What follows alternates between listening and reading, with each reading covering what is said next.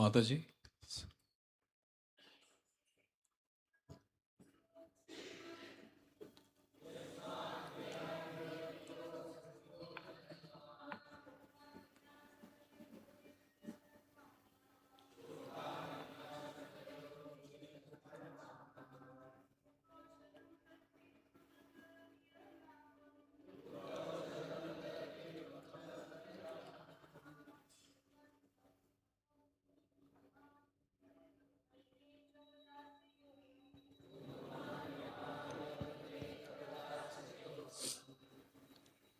So in the Bhagavatam class, I always tell this. 40 minutes they would just recite shlokas, it seems. That's how Bhagavatam class began in Iskcon. So reciting shlokas has its own began in Iskcon. So reciting shlokas has its own potency. In teachings of Queen Kunti, Srila Prabhupada writes, even if you don't understand the meaning, even if you recite the shlokas without understanding the meaning, still you'll get purified. That's the potency. Therefore, in Iskcon, we recite so many times before starting the Bhagavatam class. Third is we chant Mangalacharan prayers. Mangalacharan prayers is chanted for whom? Audience or speaker? Speaker. Audience को tension नहीं है, speaker को ही tension है. They chant for themselves. Speaker chants, praying to the Lord that I am going to speak as an instrument of yours. A very deep subject matter, that is Bhagavatam. I don't have capacity, you please bless me. That's how we pray to the entire parampara. And the audience pray that we are going to hear from Srimad Bhagavatam and it help us firstly to remain awake and secondly to be absorbed in the subject matter. Next element after that is Q&A. So where devotees ask questions and then speaker answers.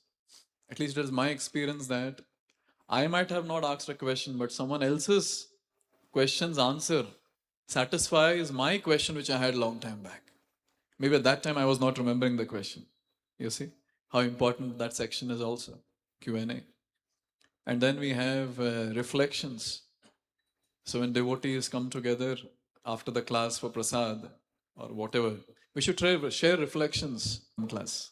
So these are the different elements. When we say I've attended Bhagavatam class, all these elements we should have taken care.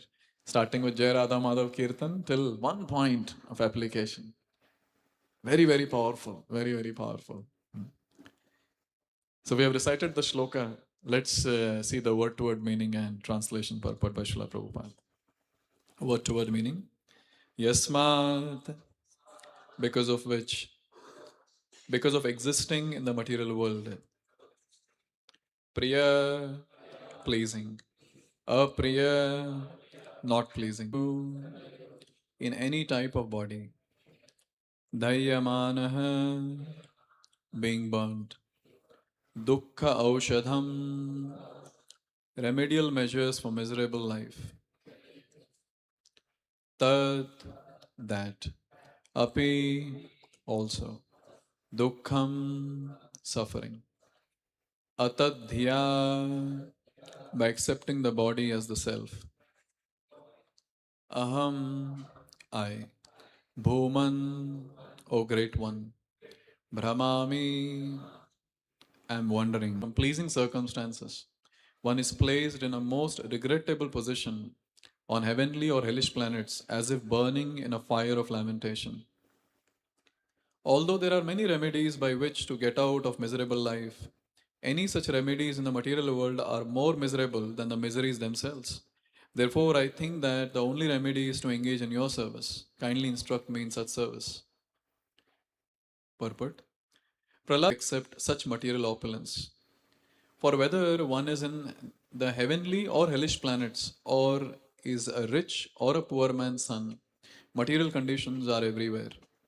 Therefore, no condition of life is at all pleasing. If one wants the uncontaminated pleasure of blissful life, he must engage himself in transcendental loving service of the Lord. Material opulence may be somewhat pleasing for the time being, but to come to that temporary pleasing condition, one must work extremely hard. When a poor man is rich, he may be better situated. But to come to that position, he had to accept many miseries. The fact is that in material life, whether one is miserable or happy, Krishna consciousness moment. There can be no happiness in Krishna consciousness moment. There can be no happiness in changing one's material conditions.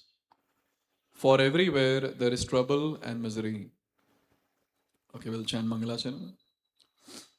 Om Ajnanatimirandhasya Jnananjana Shalakaya Chakshuronmilitam Jena Tasmai Shri Gurave Namaha Shri Chaitanya Sahagana Lalita Shri Vishakhanvitamscha Namo Vishnupadaya Krishna Pristhaya Bhutale Srimate Bhakti Vedanta Swaminiti Namine Namaste Saraswate Deve Gauravani Pracharine Nirvishesha Shunyavadi Paschatya Deshatarine Vancha Kalpatarubhyascha Kripa Sindhubhyaiva cha Patitanam Pavanebhyo Vaishnavebhyo Namo Namaha Namo Mahavadanyaya Krishna Prema Pradayate Krishnaya Krishna Chaitanya Namne Gauratvishe Namaha He Krishna Karuna Sindho Dinabandho Jagatpate Gopeshwara Gopika Kanta Radha Kanta Namostute तप्त कांचन गौरांगी राधे वृंदावनेश्वरी शभानुसुते देवी जय श्री कृष्ण चैतन्य प्रभु नित्यानंद श्री अद्वैत गदाधर श्रीवासादि गौर भक्त वृंद हरे Krishna Krishna Krishna Hare Hare Hare Rama, Rama Rama, Hare Hare. Mukam karoti vachalam pangum langhayate girim yat kripatam vande Shri Gurum Dinatarinam. Okay, so a very beautiful verse. When I read the verse, the only topic that I could remember was suffering. The entire verse talks about suffering.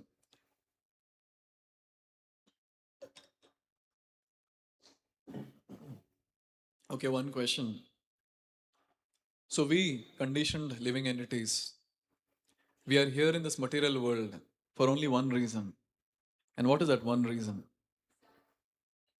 Okay, that's a cause. Yes. You want to elaborate more? What is that one reason? Why are we here? To enjoy, that's the only reason we are here. Only one reason, enjoy. That's it. But there's a question. Answer is obviously enjoy. But the question to this is, are we really enjoying in this world? Enjoyment is all about in our tendency. We have this tendency to enjoy. And when it comes to conditioned soul, he tries his best to derive happiness in this material world. But he is a spirit soul and he is trying to derive happiness from matter. And as soon as he tries to do that, then the suffering begins.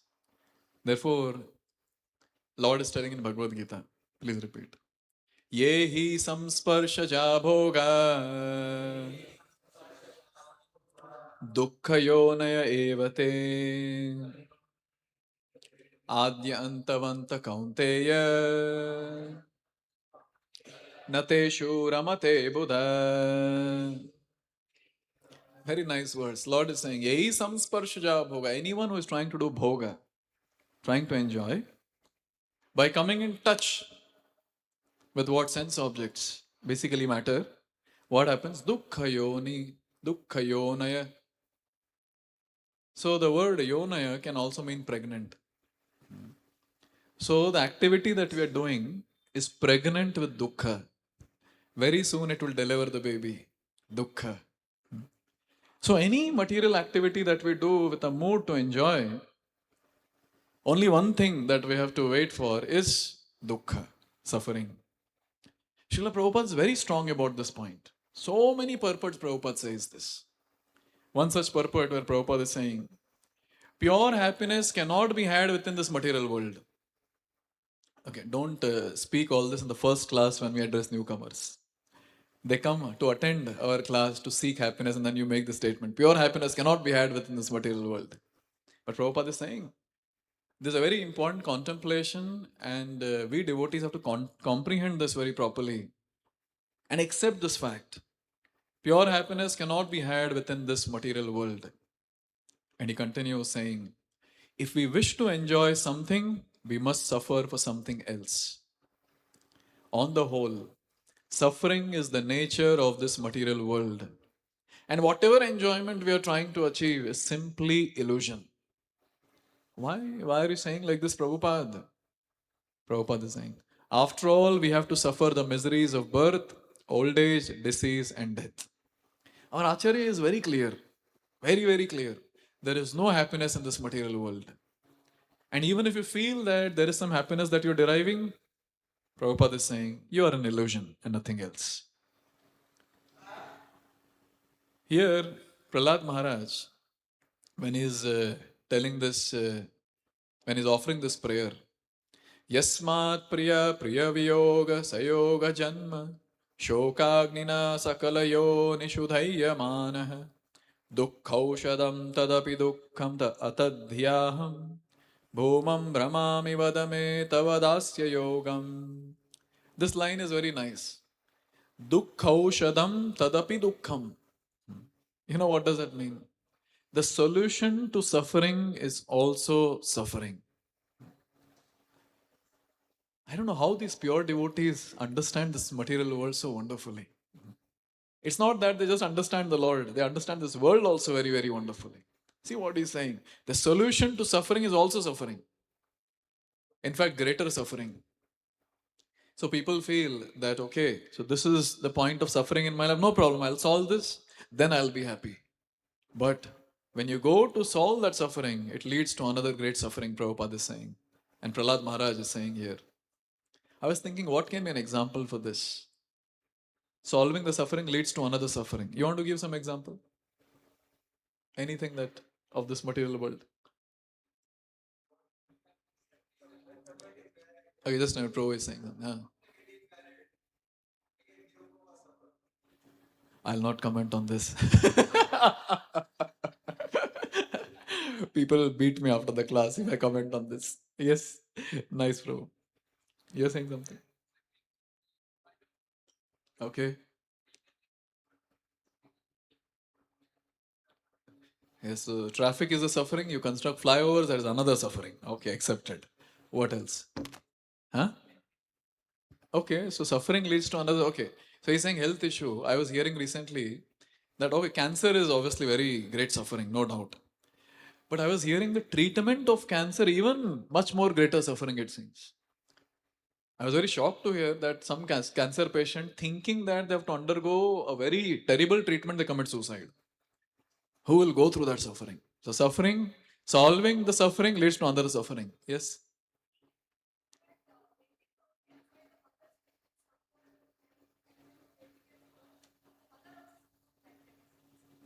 Yes, our birth is such a suffering, but still we say, Happy birthday.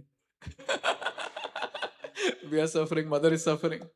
So, anyways, I think all of you got the point. Suffering, solving the suffering leads to another suffering. That's the point. And Prabhupada is very strong about this point. He also says in another purport, 7:19:17, the same purport that the shloka which I recited. Material opulence may be somewhat pleasing for time being, but to come to that temporary pleasing condition, one must work extremely hard. When a poor man is rich, he may be better situated, but to come to that position, he had to accept many miseries. The fact is that in material life, whether one is miserable or happy, both conditions are miserable. Such a pessimistic purport. But such pessimism is very important towards the material world.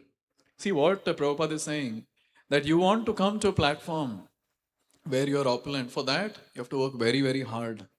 And after getting that also, to maintain that, you have to work very, very hard. For newcomers, we give this example of a burger. So our life is like a burger. A big bun at the top, a big bun at the bottom, and a little stuff in between. That little stuff is actually happiness. Upar niche is all misery. Therefore, one point is very clear that in this material world, we have come with a mood to enjoy, but then suffering is inevitable. Why suffering is inevitable? What is the problem? Srila Bhaktivinoda Thakur answers this in a very nice song. See, the greatness of our acharyas is very, very bitter medicine. They can give it in a very, very easy way with a sugar coat, with some tune and with some meter. And we, Jivatmas, can sing. Initially, we'll feel very nice. Oh, such a nice song. And with time, we'll realize, what am I singing? Let me try to understand the meaning. My God, this is the meaning. This is the meaning. So deep. We'll sing three stanzas of a song from Srila Bhaktivinoda Thakur's Kalyana Kalpataru. And this song is titled as Anutapa Lakshana Upalabdhi, realization of Anutapa Lakshana. This is song number 5. I don't know how Bhaktivinoda Thakur got so much of time to write so many things. 10 kids, his magistrate work, this and that. And in that, how did he find this time? Amazing. Therefore, he's Acharya. Okay, let's sing this song.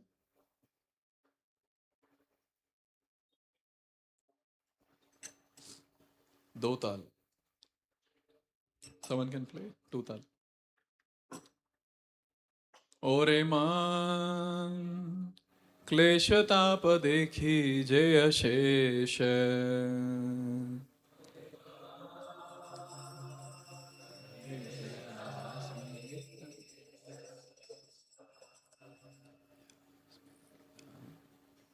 I'm forgetting the tune. What was that?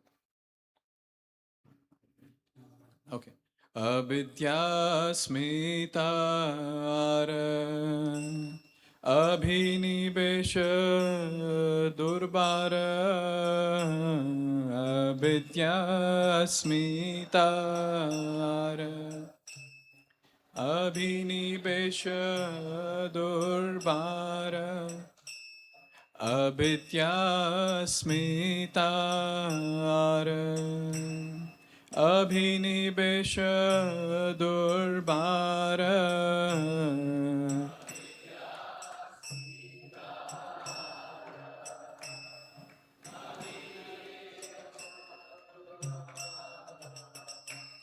Ragadvesha Pancha Klesha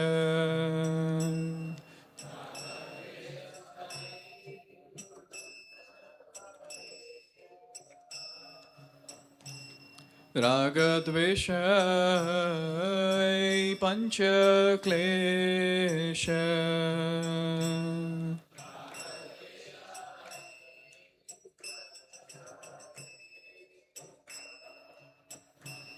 Abhidyatma Vismarana Smitanya Vibhavana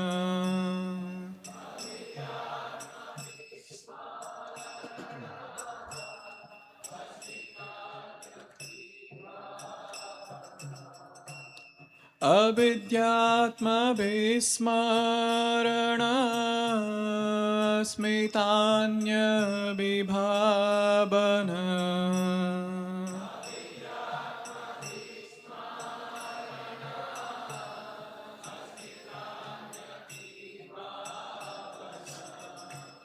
Abhinibeshanygadamati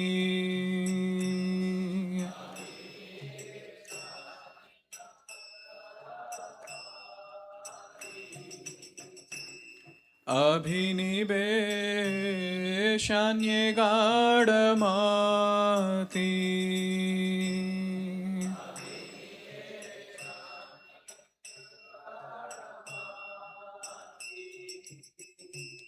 Anye priti ragandhata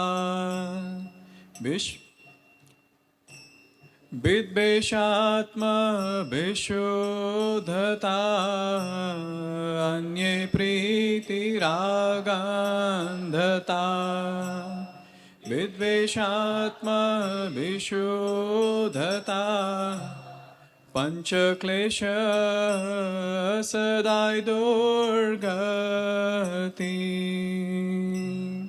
Panchaklesha sadai durgati. How's the song? Now hear the meaning. Ore man klesha tapa dekhi je ashesha. I see unending suffering. Oh man, oh mind, I'm seeing unending suffering. What are these unending suffering? Now he gives technical details, five of them. And then he lists down. Look at the first text. Avidya. You're able to see the verse? Avidya, Asmita, Abhinivesh, Durvar Raga, and Dvesh. These are the five. Avidya, Asmita, Abhinivesh, Raga, and Dvesha. The glory of this great Acharya Bhaktivinoda Thakur is he can describe these five, which will need easily 2-3 hours to understand. He describes that in one verse. The second stanza. See what he says. Avidyatma Bismarana. Avidya. Avidya means ignorance. And ignorance is caused by only one thing. That is forgetfulness of the Supreme Lord. Only because of that one thing, forgetfulness of the Supreme Lord, we are in ignorance. And because we have forgotten the Supreme Lord, our relationship with Him, we have been given a name called Bahirmukh Jiva. We are Bahirmukh. We are looking away from the Lord. We are Bahirmukh. And due to this situation, we don't know our own identity. Therefore, the initial sessions which we have for newcomers, we must have that one session, who am I? The person might think, what's wrong? I know who am I. But no, you don't know. You're a Bahirmukh Jeev. You don't know. And therefore, this session is very important. Who am I? But even after n number of sessions, we hear, we speak, still we are confused about who am I? Am I really servant or am I Prabhu? Das or Prabhu? And all this is because of avidya. All this confusion is all because of avidya. Second one is asmita. What is asmita? Asmitanya vibhabhana. Asmita means false ego. Avidya means ignorance. Asmita means false ego. Now this false ego or this asmita comes from what? Directing our thoughts away from Krishna. So as soon as we look away from Krishna and our thoughts is away from Krishna, then this false ego comes into picture. And the first thing that we see about the false ego is, one is we don't know that who am I, that is avidya. But on to that you misidentify who you are, that is asmita. Thinking that no, I am this, I am that. Prabhupada says, no, I am Indian, I am American, I am cat, I am dog, Prabhupada's famous class. So thinking oneself what one is not, that's false ego, asmita. To an extent that even Indra, when he got cursed by Brihaspati in one of the pastimes, he got the body of a hog. And see, one thing to note is, whichever body we accept, we think we are that. So when we are in a male body, I'll just get attracted to a female body, female human. Male human will get attracted to a female human. Now, when a person has got a dog body, male dog body, he'll get attracted to a female dog body. Only in a diseased condition, a male human might get attracted to a female dog, which is not very, very rare.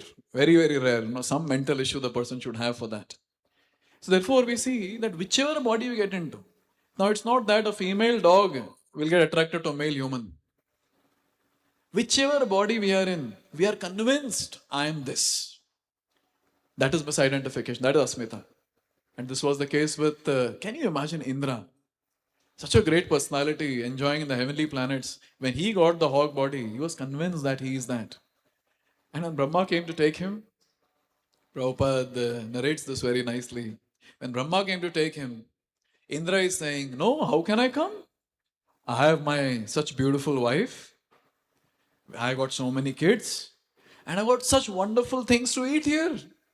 Juicy, succulent, crunchy, whatever.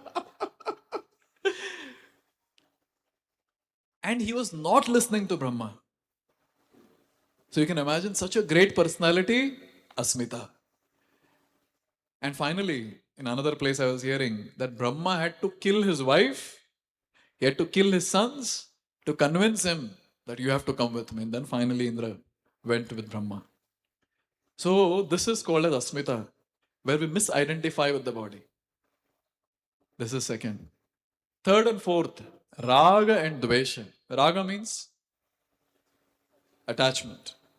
And specifically here, Bhaktivinoda Thakur says, Duravara Raga. Duravara Raga means irresistible attachment. And Dvesha, aversion. Anye Priti Ragandhata.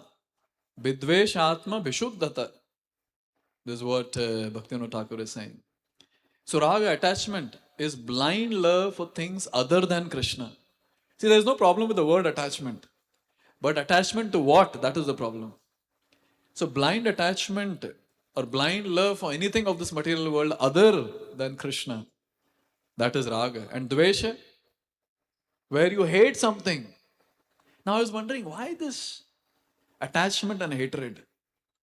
As soon as I misidentify with this body, and when this body gets a nice pleasing setup or a person who gives pleasure to this body, immediately I say, oh, that's favorable. And we get attached to that. And that thing or that person who does not give pleasure to this body, we find that as unfavorable and we keep that thing or that person aside.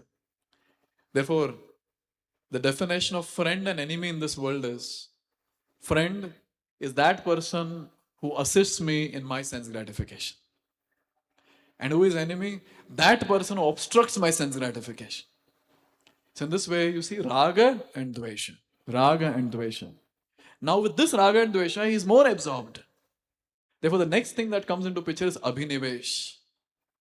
In the case of Abhinivesh, the person is absorbed in material things. In Chaitanya Charitamrita, there's a very beautiful shloka which says, Dvaita Bhadra Bhadra Jnana Sabamano Dharma Ei Bhala Ei Manda Ei Sababhrama. Sometimes you say, this is good, that is bad. But Chaitanya Charitamrita says, this is all manodharma.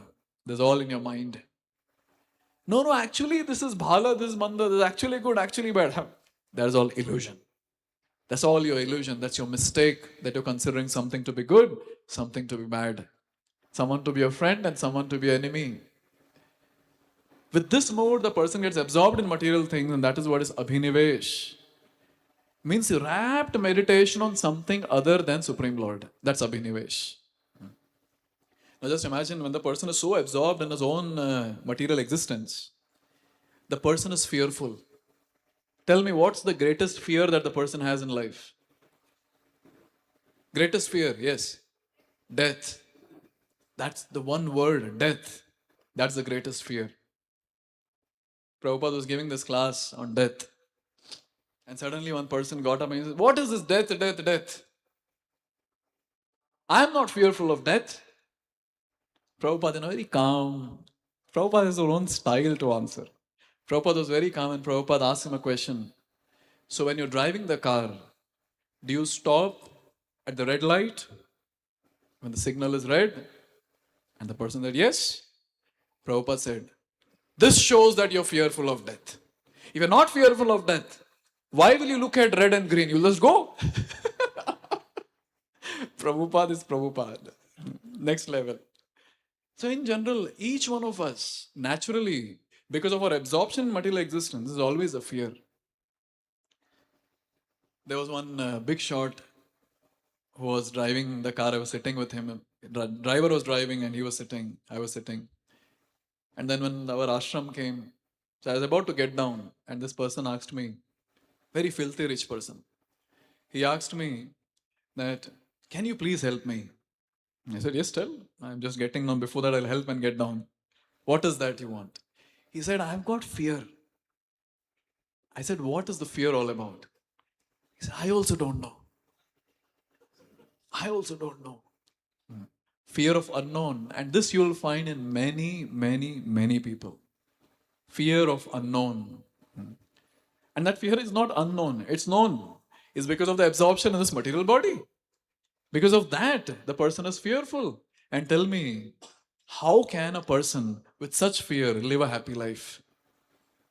Prabhupada gives the example of bird eating grains. So grains are thrown and the bird goes there, she eats a grain, looks here and there. Again eats again, looks here and there. So much of fear, what will happen next? Same is the case with those people who have abhinivesh, absorbed and always fearful of death.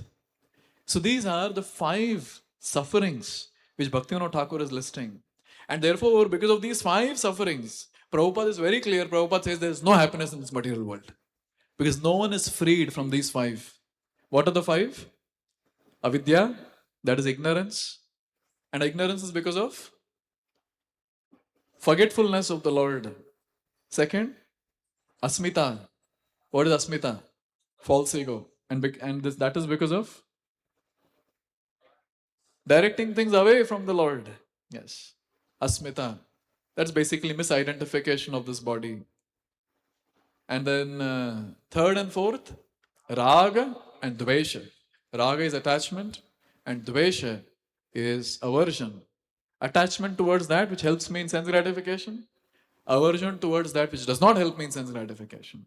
And finally, abhinivesh, absorption. Absorption in what? Absorption in material existence. Absorption in things other than Krishna.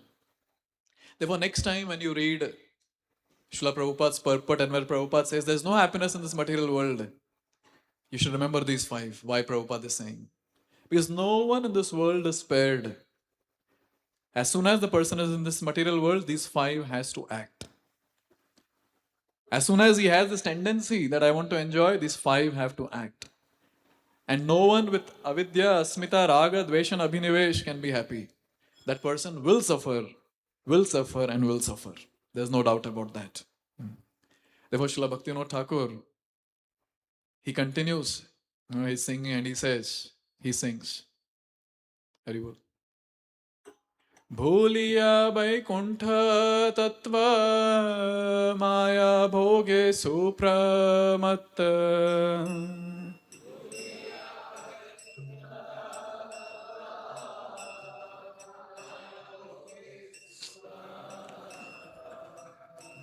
Ami Ami Koriya Bedai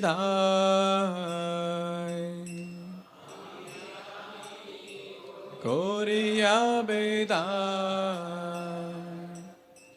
E Amar Se Amar E Bhavana Ani Bar E Amar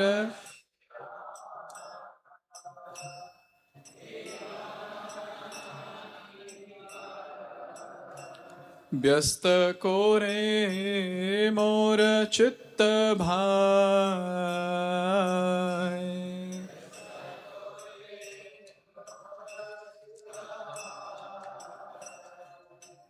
Very easy to understand.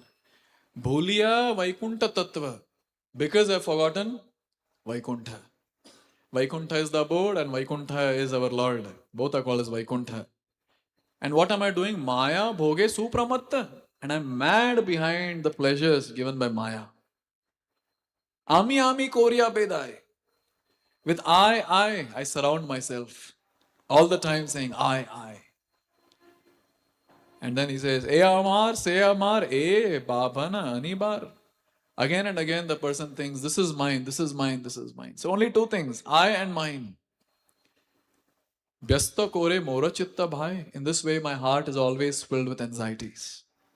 See, when Srila Prabhupada writes something in the purport, he's not writing something whimsically. It's all coming from these different wonderful previous acharyas' purports. Prabhupada just gives that in a way we can understand. Therefore, it's very clear why a living entity suffers. One important point, not just a materialist, even for a devotee suffers. unfortunately. And that suffering is very nicely listed, or I should say highlighted, by Srila Rupa Goswami in Nectar of Instruction, verse number 7.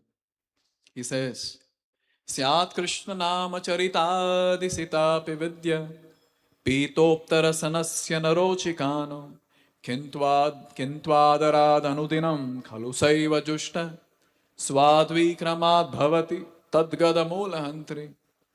This says Syat Krishna Nama Charita Adi. That is Krishna's name, form, qualities, and pastimes. All of that. Currently, we are not feeling sweet. Like a jaundice patient not feeling sugar candy to be sweet. Why we are not feeling sweet? What is that jaundice that is afflicting our tongue? And the word avidya is given by Rupa Goswami. He says because of avidya. Only because of the avidya on the tongue. I mean, because of avidya covering, we are not able to understand how sweet is the holy name of the Lord, His form, His gunas and His leelas and His abode. That's the fact. And Prabhupada writes in the purport to NOI 7, avidya, ignorance, similarly perverts the ability to relish the transcendently palatable name, quality, form and pastimes of Krishna.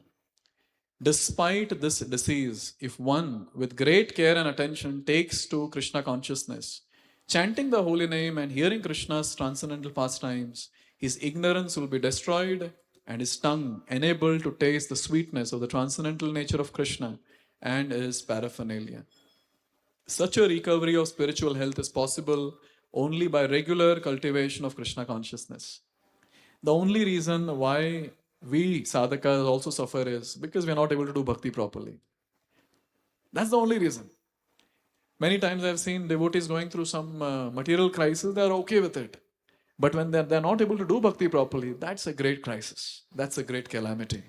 Why is it that? Because of avidya. How that avidya can be destroyed? By doing devotional service. That's what Prabhupada is saying. How to do that devotional service? How to do that sadhana bhakti? One word. Adarad, as used by Rupa Goswami. Care and attention. Respectfully, one should render devotional service. Then it is possible that the person will render offenseless sadhana bhakti and then rest will fall in place. But here comes the question. Even when a sadhaka is engaged, already engaged in bhakti, still why he suffers? A person who has just begun, he is suffering. A person is advancing, he is suffering. An advanced devotee is also suffering.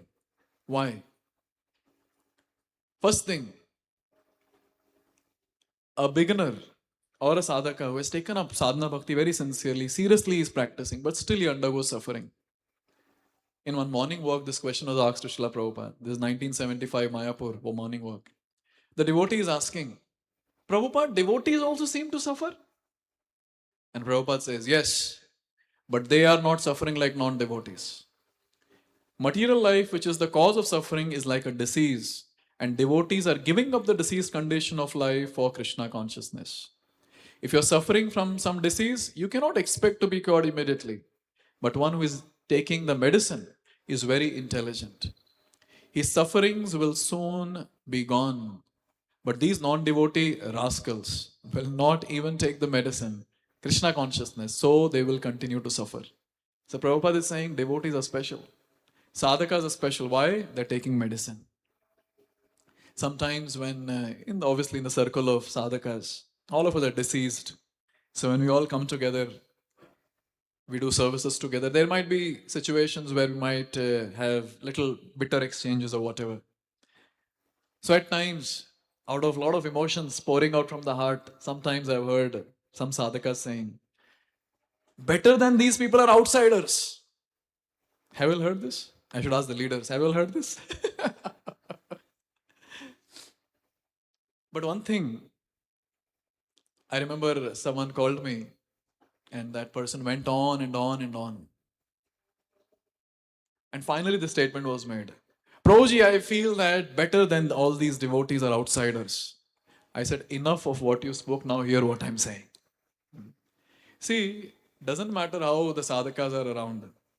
Everyone is deceased, that's okay. Outsiders are also deceased.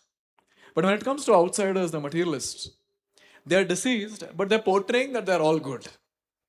The way they speak, the way they behave, wow, like amazing. But the point is, since they're not taking medicine, their fake behavior cannot go for long.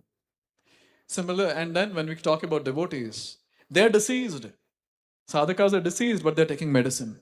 So there's a hope that they will get cured very soon. So when someone is suffering, a sadhaka is suffering, he should be blissful that I'm undergoing purification. Very soon the disease will be cured. That's what Prabhupada is saying. So this devotee on the morning walk, he says, sometimes I get sick stomach too. My stomach gets sick. And Prabhupada is saying, that's because you have a material body. But your suffering is just like the movement of a fan that has been switched off. The fan is still moving, but the switch is off, so it will soon stop. Similarly, your suffering will soon stop because you are acting on the spiritual platform, and after giving up this body, you will have a completely blissful life. Look at this wonderful motivation and inspiration that Prabhupada is giving. So when a sadhaka takes up devotional service, when he is undergoing some suffering, no problem. He's undergoing purification. I think I had shared in one of my lecture in some place. I was in Govardhan doing Govardhan Parikrama, and at our Ban Bihari Mandir, which is taken care by some of the Iskcon devotees. So there was a Mataji who was doing the Pujari Seva. I asked that Mataji that please pray for me. And Mataji said, what should I pray for you? Then I said, Mataji, I want to attain Krishna in this very life. And she was like, are you sure, Prabhu? Are you sure? No one asked me till now like this. Are you sure, Prabhu? And I was blank. Again she asked, are you sure, Prabhu? Then I said, this is the test of Krishna. Maybe in Govardhan he's testing. I said, yes, Mataji, go ahead. Then she said, are you sure, Prabhu? Because you're asking something very great. It means full purification at one shot. Are you ready for that? Then I was thinking, what should I say now? I'm in Govardhan. And again I said, yes, you pray, you pray. We are ready, you pray. So actually it's a fact, when a sadhaka goes through some suffering, it's all about the purification. Therefore sadhaka should be blissful. So materialist suffers, a sadhaka suffers, but sadhaka has a reason to be blissful because he's undergoing purification. Very soon, he'll develop taste for Krishna consciousness, very soon. Okay, this is about sadhakas. But what about those who are already advanced to a great extent? They also suffer? Brahma, while offering prayers to Lord Krishna, he says a very beautiful thing. Very beautiful shloka, one of my favorite. He says, please repeat. Tattenu kampam sushamikshamaano bhunjana evatma kritam vipakam ritvatvapurvir vridadan namaste jivetayo mukti pade sadaya bhav. Very beautiful shloka, very deep. We can discuss a lot on this shloka. Here it is said, Tattenu kampam sushamikshamaana. When a devotee is pretty advanced, when he goes through suffering, his mood is very deep. In that suffering, he awaits Krishna's mercy. Sushamikshamaana. That Krishna will shower mercy onto me. That is the mood of the sadhaka who is advancing on the path of bhakti. And with that mood, Bhunjana evatma kritam vipakam. He thinks it's my karma, let me go through. Now the question comes, does he stop practicing bhakti? And the answer is no. Rit, vak, vapu. Using his body, using his words, and using his heart, he continues rendering service to Krishna. And he is the one who is eligible to go back home, back to Godhead. That's what Brahma is saying. Now here comes the question, why he has to go through? That is his mood, that he is undergoing the suffering because of karma. But as sadhakas, in Shastras we read that as soon as someone takes up to bhakti, fully surrendered to the Lord, so Lord takes care of the karma. So the devotee is not suffering because of karma. Then why is he suffering? And what is the reason for his suffering? In the purport it is written, however, because in his mind a devotee may still maintain the remnants of his previous sinful mentality, the Lord removes the last vestiges of enjoying spirit by giving his devotee punishments that may sometimes resemble sinful reaction. So it's not karma for this person. It is Lord's personal intervention where the Lord is doing the operation. And that operation might seem like some karmic reaction. And Lord is removing the last contamination to make him completely pure. So when someone is suffering, who is pretty much advanced, this is the reason for removing the final contamination. So two reasons we have seen till now. Sadhaka is also suffering. First one is for one's own purification. Second one is for removal of the last contamination, the final contaminations. So therefore, an advancing devotee, he is blissful. A sadhaka who has just started, he is blissful thinking my purification is happening. And a person who is advancing, he is thinking, how great my Lord is. Prabhupada writes this in Bhagavad Gita, chapter 12, shloka 13, 14 purport. Thanks to my past misdeeds, I should suffer far, far greater than I am suffering now. This is the mode. Why is he blissful? So it is by the mercy of Supreme Lord that I am not getting all the punishment I am due.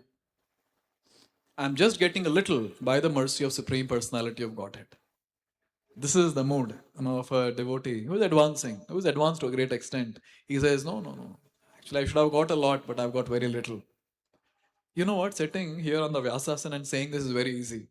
But when you actually go through some issue like that in life, very difficult. But I was very happy. One devotee met with a great accident. And I think his hand was broken, fractured.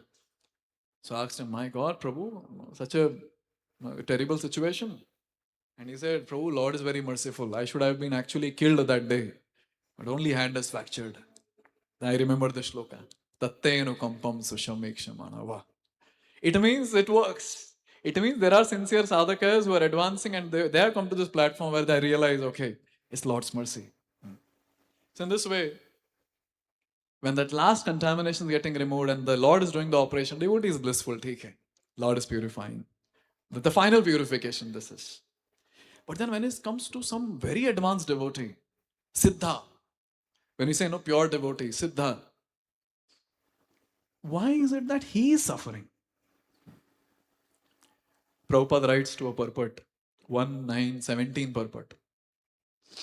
Prabhupada says, the popular saying is that a housewife teaches the daughter-in-law by teaching the daughter. Similarly, the Lord teaches the world by teaching the devotee. Brahmacharis don't miss anything in life. Just read Prabhupada's purport, you get to know everything that is there in Grahastha life also. So here, Prabhupada is saying, say, if a lady, she wants to teach something to her daughter-in-law, so she'll not directly tell her, she's just newly married and she has come. She will not scold her directly. She'll scold the daughter. What are you doing? Nonsense. You're not supposed to do like this. And the daughter has not done anything. So the daughter-in-law understands, oh, ye to mere taraf bol rahi hai. And then she starts correcting herself. So who is that lady? That lady is the Supreme Lord. And who are those daughter-in-laws? All of us. And who is that daughter? The Siddha, the pure devotee. So we see that a pure devotee is suffering. And we are wondering, usne to kuch kiya hi nahi. He's such a great devotee. Why is he suffering? Lord is teaching, see, he's undergoing suffering, but what is the response of this devotee when he's suffering? So an advanced devotee, he happily becomes the instrument in the hands of the Lord to teach all of us. See, Haridas Thakur, he was chanting 192 rounds. Big number, no? What do you say? It's actually a big number, 192. So, such a person who was chanting 192 rounds was beaten in 22 marketplaces. And any newcomer will ask, he's chanting 192 rounds and beaten so badly in 22 marketplaces. 16 rounds are better. But what was the mood of Haridas Thakur? They were telling, stop chanting. But Haridas Thakur, nah. Haridas Thakur's dialogue, you see, This is one of my favorite. And as soon as I remember this, it gives a lot of goosebumps.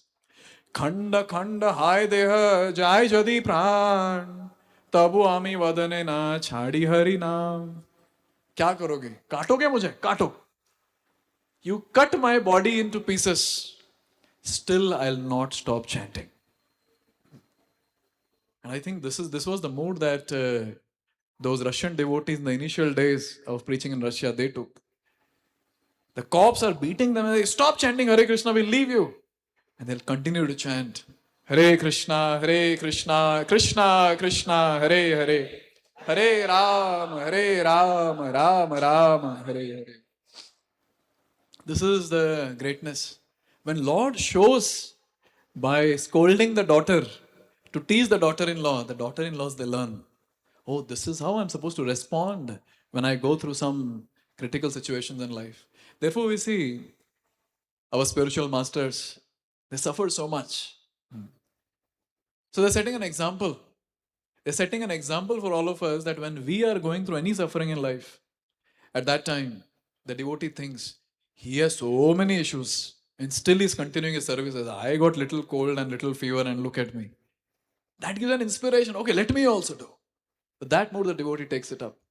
Therefore, when an advanced devotee, when a siddha suffers, the reason is he's setting an example. Now, the question comes, okay, this is there, he's setting an example. But then what is it that he gets personally? Our Kunti Maharani, she is offering prayer. Very deadly prayer. Don't offer this from your heart because you're sitting in front of the Lord. But I'll make everyone repeat this. Please repeat. Vipadaha santutaha shashvat tatra tatra jagadguru bhavato darshanam yatsyad apunar bhava darshanam. Aha, what a prayer. Think twice before you offer. Very beautiful prayer. She says, Vipada santu taha shashvat tatra tatra jagadguru. Oh Lord, let all those calamities come. See, when she's saying, now this prayer she's offering when Krishna is leaving Hastinapur to go to Dwarka. This is after the Yuddha. They have gone through so much. All those 5 kids, they're almost about to be killed. Her grandchildren were killed. Draupadi, daughter-in-law, Vastraharan. So many calamities, and she has the guts to tell the Lord. Lord is there in front. If Lord says Tathastu, again everything will repeat. My God. Can you imagine that? And you're saying, let all the calamities come. Let all the calamities come. But see, the mood of Kunti Maharani is very clear. Oh Lord, in the calamity, our remembrance intensifies. In the calamity, you are there with us always. We prefer your presence in our life than no calamity in life. Srila Prabhupada writes an amazing purport. Prabhupada says this, he talks about advancing devotees, not personalities like Kunti Maharani. She's already Siddha. Prabhupada says, for a pious person, if there is some calamity, there is no other alternative than to take shelter of the lotus feet of the Lord. Constantly remembering the lotus feet of the Lord means preparing for liberation from birth and death. Therefore, even though there are so-called calamities, they are welcome because they give us an opportunity to remember the Lord, which means liberation. Tell me from your experience, how many of you, you're going through a very terrible situation in life, and then you come here in front of Giridhari, and the prayers that you offer are very, very intense. The chanting that you do is very, very intense. How many of you experienced this?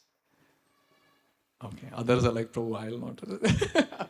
Yes, all of us. All of us. And therefore, sometimes for advancing devotees, Krishna gives. Sort to karke bajate. And then you go and cry in front of the Lord. And you offer intense prayers. And you know what? I always say this. Every crisis is an opportunity to get closer to Krishna, provided you know what to do in that crisis. Therefore, when we are in crisis, when there's a calamity in life, that is the time to intensify devotional service. That is the time.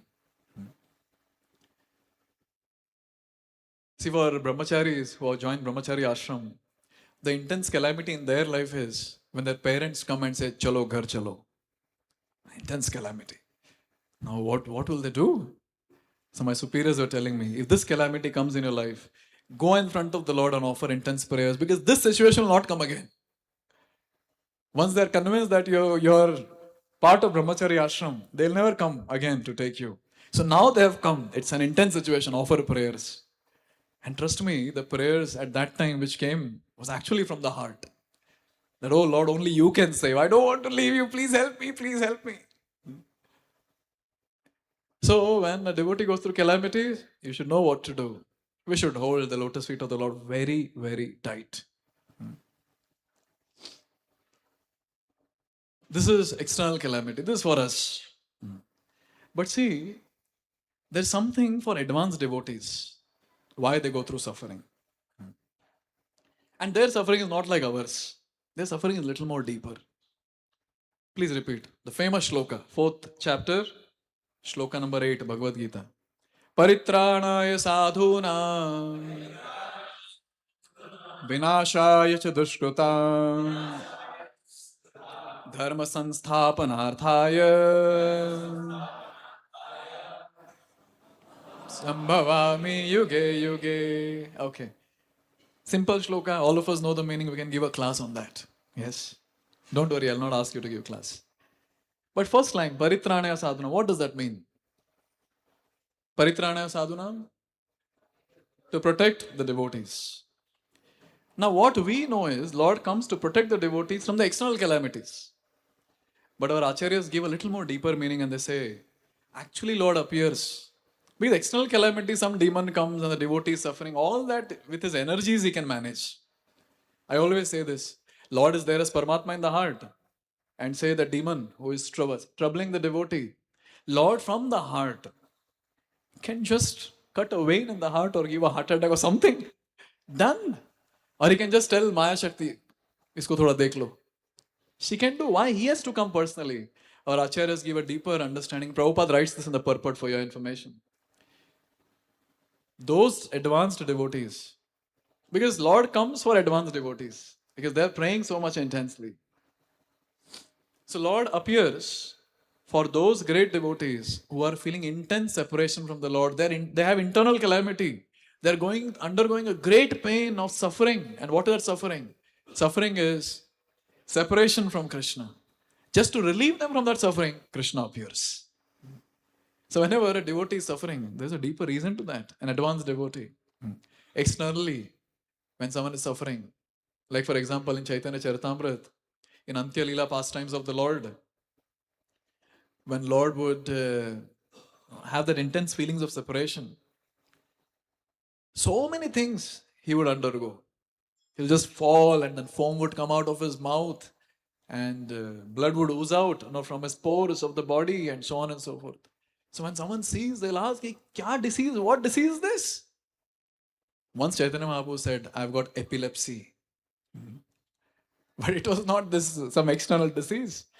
Lord was feeling an intense separation. And you know what? In that intense separation, Vipralambha, there's a great bliss. I don't know what it means. I'm just repeating the words of the acharyas because I don't have that experience. In that intense separation from the Lord, there's a great bliss.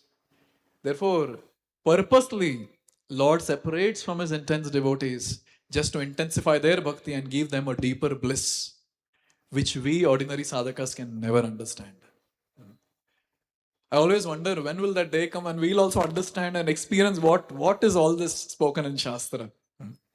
For that we need to advance in bhakti. We have to come to that stage of attaining perfection in this very life.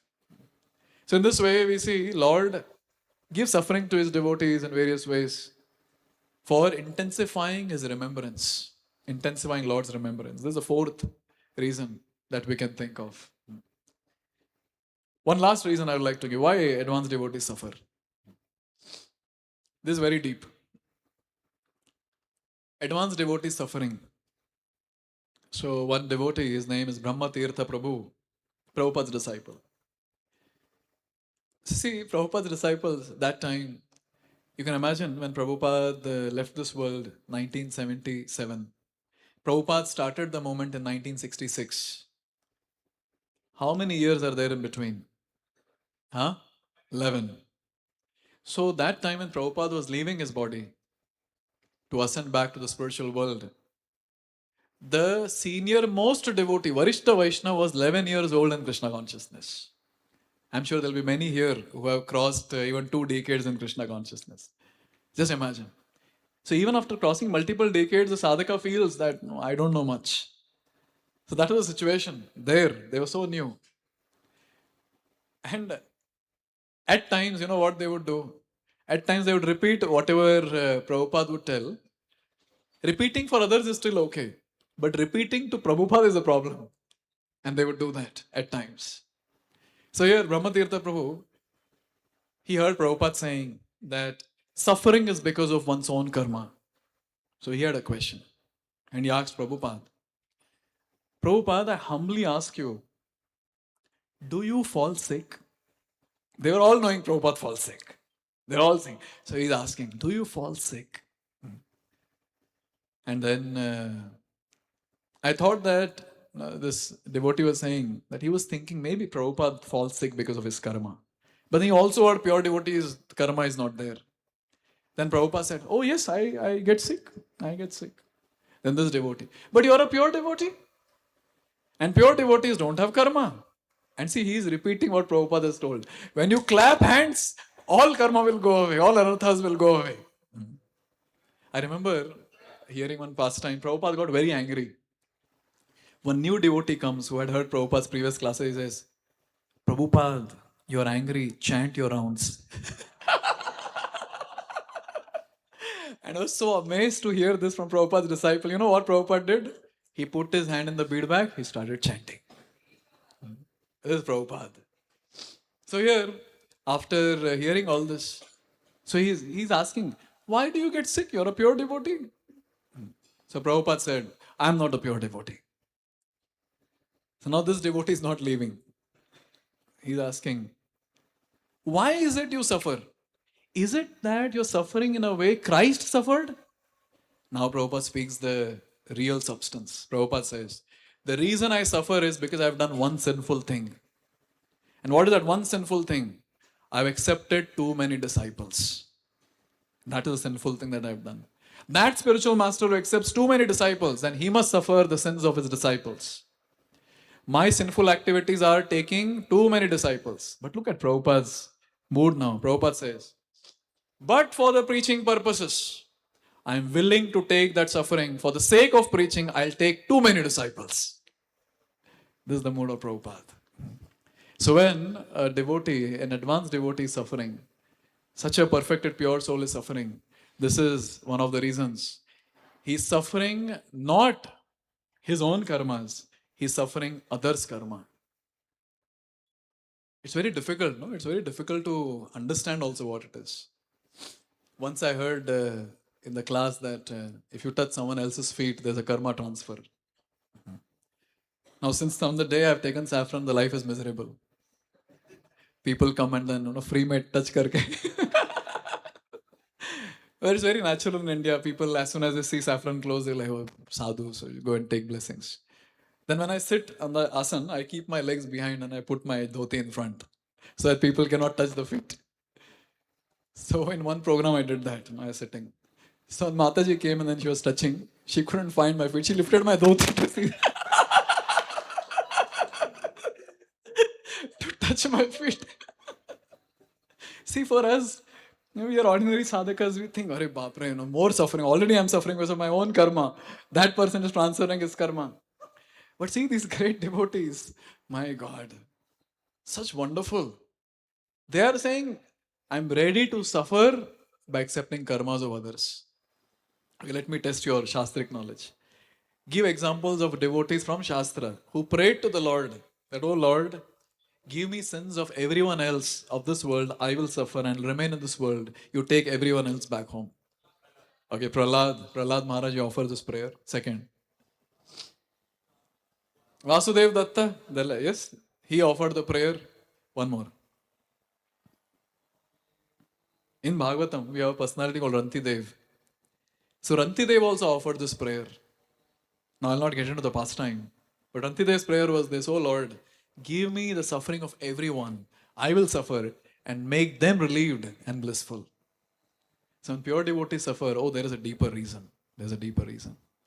So in this way we see, when we see some great soul suffering, or even advancing sadhaka suffering, or a beginner suffering, we have these different reasons. One is one's own purification. Second, what's that? Last contamination, the final contamination is getting removed. Third, yes, setting an example. Mother-in-law, daughter-in-law, yes, setting an example. Fourth, for an advanced devotee, intensifying the remembrance of the Lord. And the fifth one, for delivering others, the person is suffering. So in this way, one point is very clear, that for a materialist, happiness is also suffering because of those 5 causes that we discussed, or 5 sufferings that we discussed. Avidya, asmita, raga, dvesha, abhinivesh. And for a devotee, for a sadhaka, even suffering is the hidden bliss. Why? Again, we have these 5 reasons, which we can comprehend. There can be many more. A sadhaka who is new, he can think, oh, I'm getting purified. For my own purification, I'm suffering. And the person who is advanced to a great extent, he can be happy saying, my final contaminations are getting removed. No problem. Third, an advanced devotee setting an example. Haridas Thakur example I gave. Siddhas, intensifying the remembrance of the Lord. And this for Siddhas, for delivering others, they're ready to suffer. In this way, we have to switch our modes from a mood of a materialist with an enjoying tendency to a mood of a devotee with an attitude of service. Then it is possible that suffering can be seen as a hidden spiritual bliss. For that, all of us, we have to become very sincere and very serious in devotional service and keep advancing and advancing and advancing. At every step there will be suffering, but that suffering has a hidden bliss behind. Thank you. Hare Krishna. Granth Raj Srimad Bhagavatam ki, Jagat Guru Srila Prabhupada ki.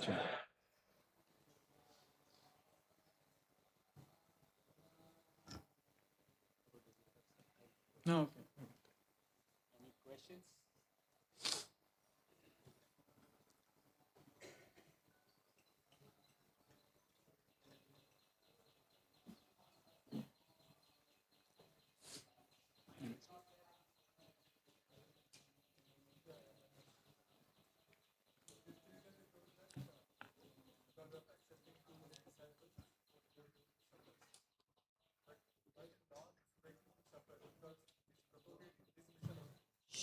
Okay, so there's a difficult question here.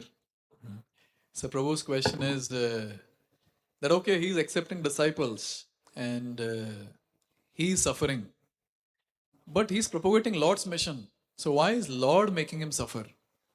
My God, that's a little difficult to answer. Yes. See, the mood of the pure devotee has to be understood, very nicely. Here, the pure devotee willingly is doing that, and he tells the Lord that. Okay, first before that, a Siddhantic point. So the pure devotee, he offers the disciple to the Guru Parampara. That's how the pure devotee is not suffering the entire karma of the living entity. If that is the case, just imagine if you have 1,000 disciples and everyone's full karma is taken, what will happen? So here, out of compassion, the spiritual master accepts those hurdles in the devotee's life. I was hearing this from a scholarly devotee. He was saying, because I had this question, why he has to accept the karma anyways? Does he accept full karma? The answer he gave was, in between there are a lot of obstacles in the life of a devotee which does not allow him to advance. So out of compassion he accepts and he tells the Lord that I will suffer. I will suffer. And what is that the Lord does? Lord allows, okay, because you are desiring to do that. But Lord gives the cushion effect by giving his intense remembrance. So there are two things which Lord is doing here. Lord is sanctioning the desire of the Siddha, who is asking that, no, I will suffer on his behalf. And at the same time, Lord is giving the cushion effect. So you see in the pastime of Haridas Thakur also, so it will be seen that he's beaten in 22 marketplaces.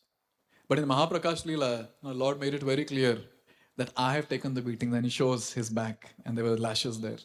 Something similar, for the great devotees who accept suffering of others, accepting them as disciples. Is that okay?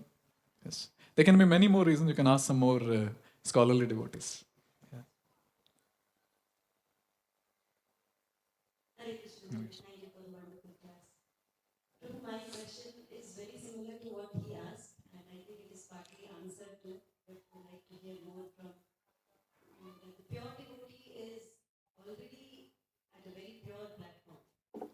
So with this purity and with this austerity itself, he can burn away the sins of the karmas of all the disciples. So is it not like with this purity itself, he doesn't have to suffer? Why should the suffering? Okay. You answered it partly, but as you said, the Lord is providing. Yes, yes. And he is not suffering to that extent. I removed that section. I told this pastime of Brahma Tirtha Prabhu, where he's saying why you get sick. Yes. So at that time when Prabhupada said that I'm suffering because I've accepted too many disciples, so he himself says that everyone who were present and they heard this, they became very conscious that because of us Prabhupada is suffering. And they all took a vow, it seems, that we'll never commit sinful activities because our spiritual master is suffering. So to give that understanding to disciples, that see, because of you, this is happening. And you see, whenever we hear that, or from the spiritual masters, that because of all of you I'm suffering, do your sadhana bhakti nicely. That gives like, oh my God, because of me? Because of me, Guru Maharaj is suffering. Oh, no, I should become very serious. Whatever sinful activities I'm doing, I should give it up. So to imbibe, this is one of the reasons which I can think of, to imbibe this mode of responsibility, of accepting this process of devotional service. Externally, it is shown by these great personalities. Yeah? Hare Krishna. Yes. Mike.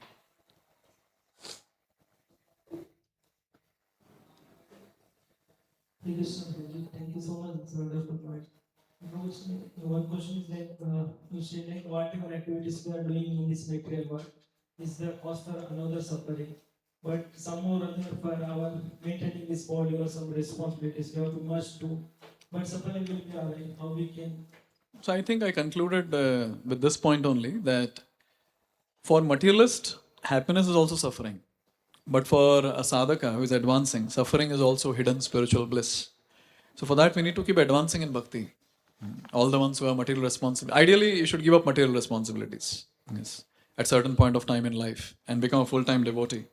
But then when responsibilities are there and you feel that you are the only karta dharta and you're supposed to take care, so at that time, we should keep advancing in bhakti, keep doing nice sadhana. And that will help us. That will act as a cushion. And we'll be able to find the right reasons to be blissful, even when we're undergoing all that rough patch of life. Is that okay?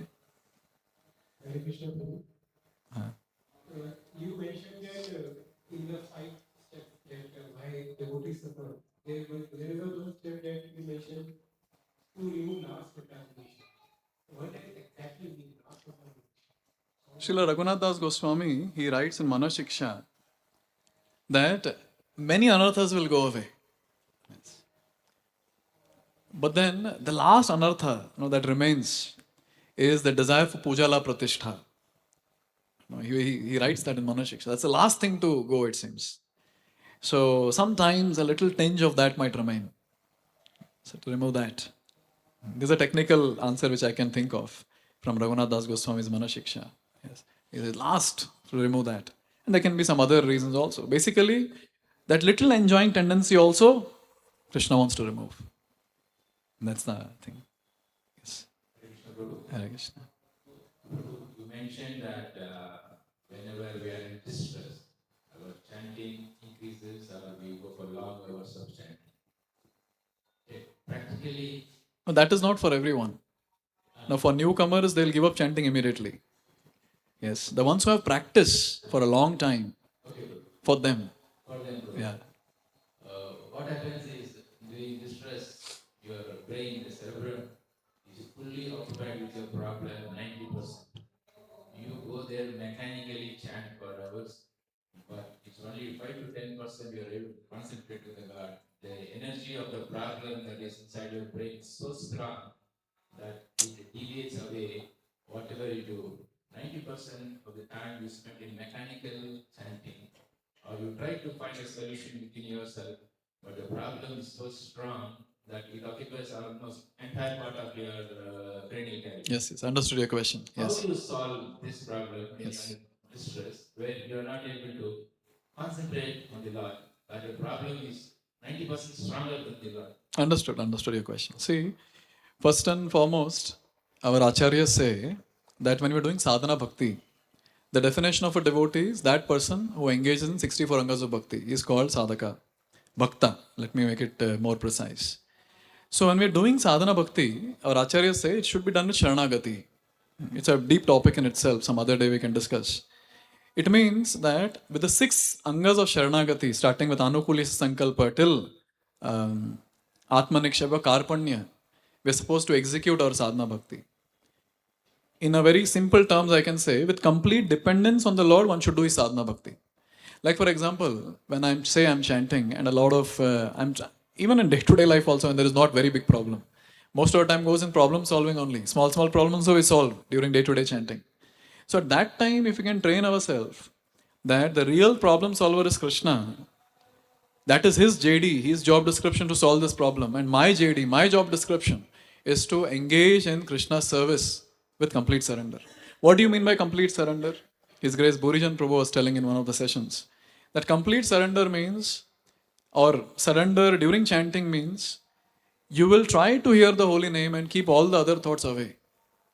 So it means I'm completely dependent on the Lord, saying, oh Lord, you take care of the problem. I want to engage in your devotional service. Now, this is during normal days I'm talking about. So, this mood has to be cultivated in the normal days. So, when this is done intensely every single day, then finally, when we have a huge peak in our life, which is very, very terrible, for a good amount of time, the dependence will be seen in that devotee. Otherwise, it's not possible. As you rightly said, now what about 90%? 100% is only problem in the head. 100%. Sometimes devotees don't chant also at times. They say, let me sort out first and then I'll go back to bhakti. But then if you have a good practice of doing sadhana with dependence, I just told this in a very simple way, but it's sadhana with 64 angas, sadhana with sharanagati, then it is possible that even in critical times, our dependence will be more, and that crisis will become an opportunity for the devotee to advance. Or else it will become a crisis, or it's a crisis to degrade the devotee. Make sense? Thank you. Hare Krishna. One last question. Hare Krishna, thank you for wonderful class. Is the separation from the Lord or separation from the spiritual master also seen as The devotees suffer. Prabhupada writes in, I think, chapter 4th canto, in one place, I think, Dhruva's pastime or somewhere he writes, when the spiritual master leaves this world. Obviously, all of us know we might have gone back to Godhead. But Prabhupada writes that the disciple should piteously cry. Prabhupada has written that. Piteously cry. Because you lost his physical association. So that physical association, because it's always great, no? Just to think that Guru Maharaj is still present. Wherever he is, okay, but he's still present on this planet. Whenever I want, I can maybe go and at least get his darshan. So, but when that is also not there, the devotees go mad, crying. They feel that separation. Yes. This is still obviously external. As we keep advancing, then there is a deeper separation. And since our remembrance will go on intensifying, that will also, again, Shastric, and it's not my realization. As the realization goes deeper and the person is able to feel that separation, then that becomes bliss, it seems, because the remembrance is deeper. You all pray that someday I should reach this stage. Yes. Thank you. Hare Krishna. What is that? What? Raga towards material things is a problem. Raga towards spiritual things is needed. And that's what makes it Raga Anuga later. When the Raga is developed, that becomes Raga Anuga. Sadhana. Yes. Thank you. Hare Krishna. I have to leave for another program. Hare Krishna. Prabhu Srila Prabhupada ki Sri Sri Gandharvika Giridhari Sriman Mahaprabhu ki. Prabhu